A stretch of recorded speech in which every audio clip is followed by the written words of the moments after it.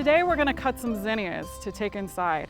They make a gorgeous cut flower. They have really bold colors. But when you cut them, it's important that you don't cut off the next set of growth.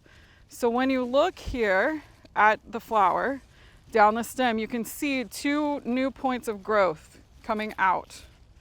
Those are going to be more flowers. So we want to cut what we're bringing inside just above that point so that we will be able to get more blooms.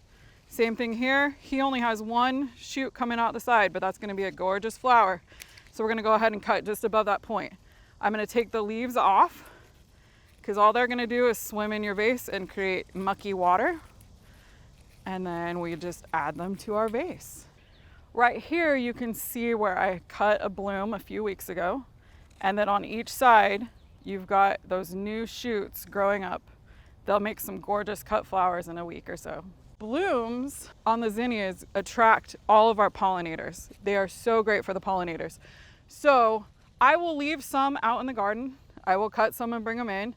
And eventually I end up with flowers where it's really obvious that I am not going to cut this one and bring it in. He's going to stay out here because this stem is so tiny and you can see that new growth right next to it.